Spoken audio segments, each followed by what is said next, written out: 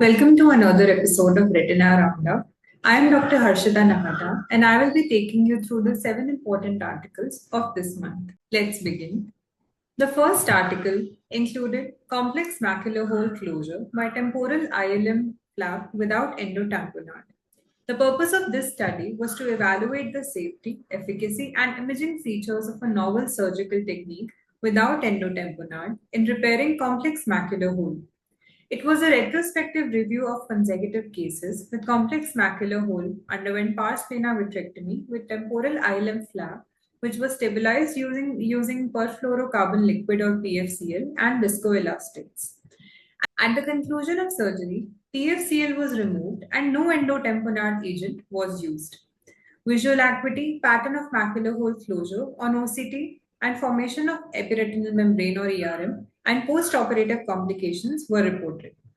24 eyes were included with a macular hole mean basal diameter of 988 microns. The macular hole closure rate was achieved in 100% of them, out of which 33% achieved type 1A closure. The mean visual acuity improved from 0.93 at baseline to 0.52 at last follow-up, respectively. Foveal gliosis was observed in 3 eyes and 10 developed nasal epiretinal membrane. To conclude, this novel surgical technique, which requires no endotamponade, is effective in achieving complex macular hole closure. A substantial proportion of patients developed epiretinal membrane, and its clinical significance requires further investigation. The next article is levodopa use and whether it is associated with reduced development of new onset geographical atrophy in patients with age-related macular degeneration. It was a retrospective analysis which was performed in the Westrum Health Retina database. They included 1,12,089 control and 844 levodopa exposed eyes with non-neovascular AMD without GA for 1 through 5 years of follow-up. After propensity score matching, 2532 control and 844 levodopa exposed eyes remained, which were well matched for age, sex, AMD severity, AREDS2 use, and smoking status. They found that levodopa exposure was associated with a significantly reduced likelihood of new onset GA detection. To conclude, levodopa use was associated with reduced detection of new onset GA. The next article gave P-score, which was a reference image-based clinical grading scale for vascular change in retinopathy of prematurity. A 9-photograph reference image set was developed for grading plus-like changes, which compared inter-grader agreement of the set with standard grading with no plus, pre-plus, and plus disease. The development set included 34 international ICROP3 committee members, and the validation set included 30 ophthalmologists with ROP experience. The study participants graded 150 fundus photos 2 ways, separated by a 1-week washout period. The first one had no plus, pre-plus, or plus disease, and the second choosing the closest P-score image. The main outcome measure was inter-grader agreement measured by intra-class correlation coefficient. It was found that the inter-grader agreement was higher using the P-score than no plus, pre-plus, or plus disease. Thus, they concluded that inter-grader agreement of plus-like vascular change in ROP using the P-score is high.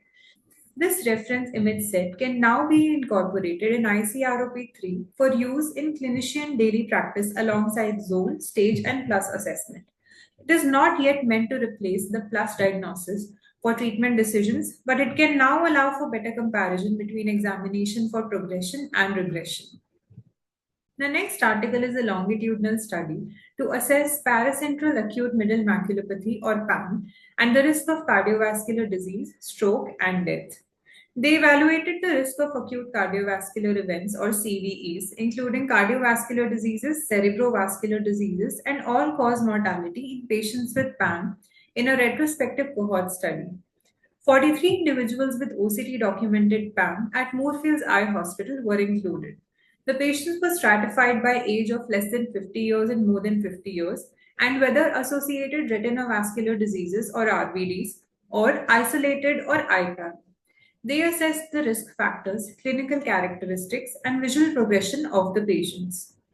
The results showed that in young patients with IPAM, Underlying predisposing factors included majorly sickle cell disease and others like breakthrough bleeding in pregnancy, migraine, genetic cardiomyopathy, and amphetamine use. In the older group, 75% had at least one coronary risk factor. Notably, IPAM displayed a significantly earlier peak in the peri-PAM CVE risk compared to PAM plus RVD. Relative to those with PAM plus RVD, the risk of CVEs was significantly higher in patients with IPAM. No young patients experienced adverse CVEs. To conclude, young individuals with IPAM had a higher prevalence of predisposing factors compared to those presenting with combined PAM plus RVD. Old patients with IPAM had a higher risk of CVE than those with PAM plus RVDs.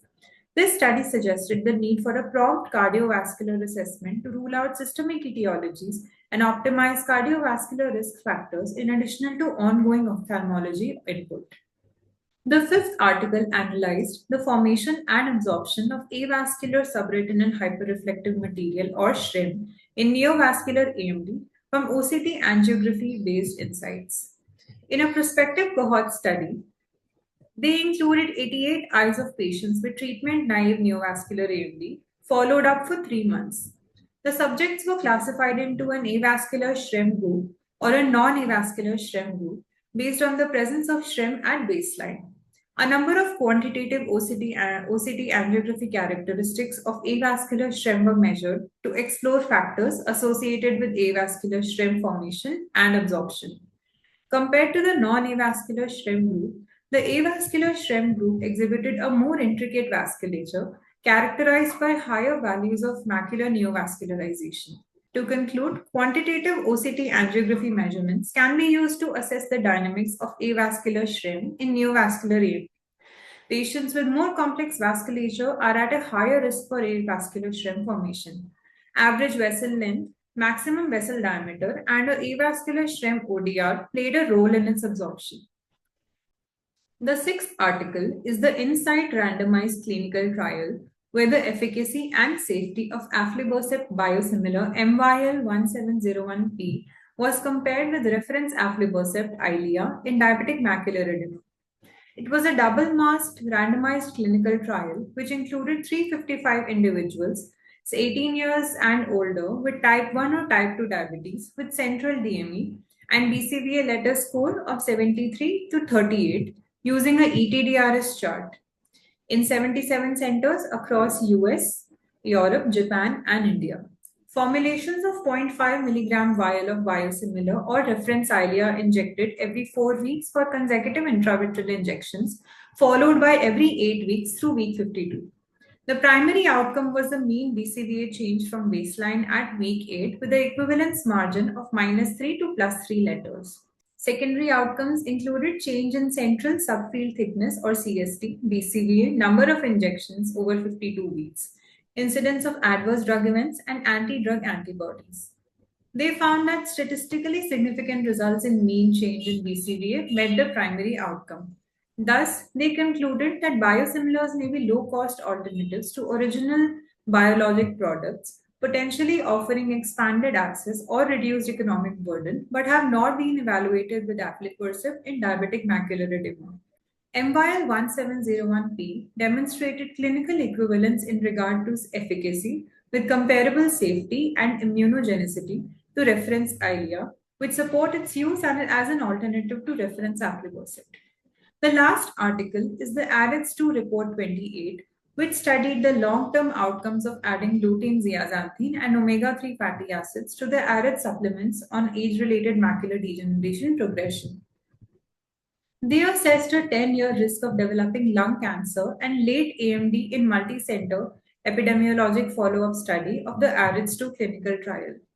They included 3,882 participants with bilateral or unilateral intermediate AMD for an additional 5 years after clinical trial, randomly assigned primarily to lutein zeaxanthin and or omega-3 fatty acids, or placebo and secondarily to known beta-carotene versus beta-carotene and low versus high dose of zinc.